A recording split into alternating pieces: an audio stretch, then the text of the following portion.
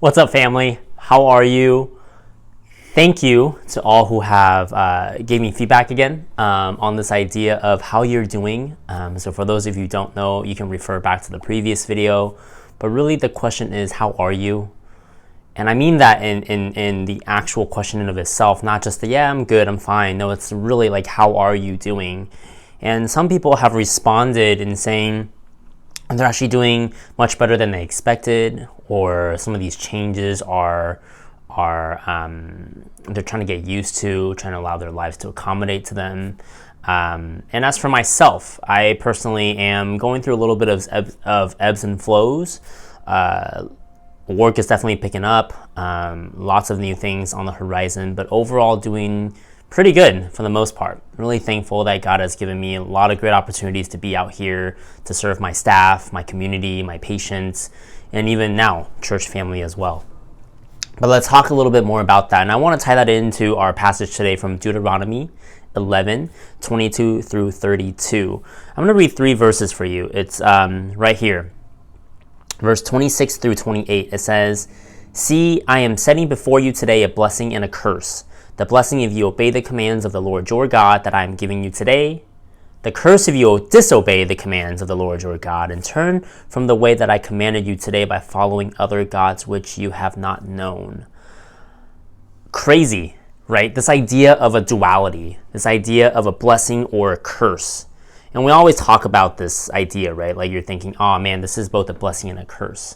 Or potentially looking at the silver lining in some of these things.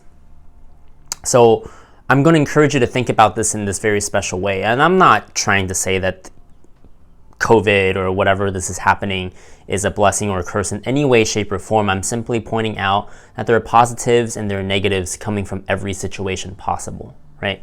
So if you look at this whole COVID situation, there are definitely a lot of tragedies, a lot of curses, a lot of people losing jobs, losing financial security, and that's sort of the tip of it, right? You have people losing lives, and who knows how long this will last for, potentially for the next couple of months, years, where people are still reeling and coming back to a reality, right?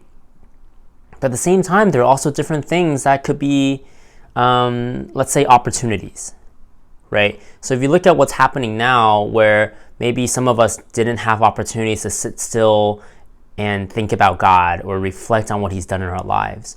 Or maybe we didn't have the chance to sit and reflect on what God has done for us, taken us through during this time.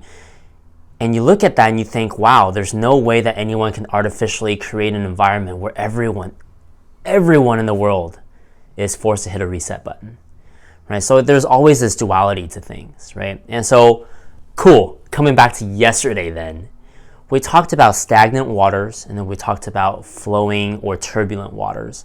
And I want to pose this question back for you all is, what type of waters do you think you're in? And this is all relative, right?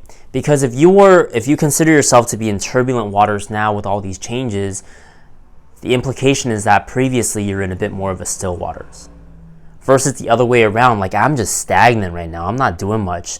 The implication maybe being earlier on there were ebbs and flows where something was flowing in, something was flowing out, right? If you look at the vessel design, that's kind of what it is, flowing in and flowing out, right? Shout out.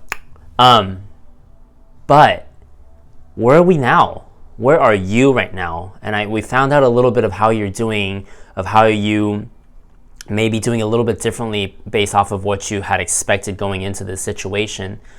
But in that imagery of whether you are in dead and stagnant waters or whether you're just in a lot of rapid flowing turbulent waters riding the waves, where do you feel like you are now? And then in response to that is, where do you feel like God is taking you through all this? Not necessarily just now, but through all this. If you are in the place of peace and quiet, or if you are in that sort of quieter, still waters, what does God want with you in that time? And then if you are in these turbulent waters going somewhere, you're definitely going somewhere, right? So where do you think God is taking you? From what and to what, right? These are all great questions we can explore. But thank you all for tuning in. I love all the responses. I hope we can continue to get more. Please let me know what your thoughts are. All right, family, I got to get back to my lunch. I will see you tomorrow.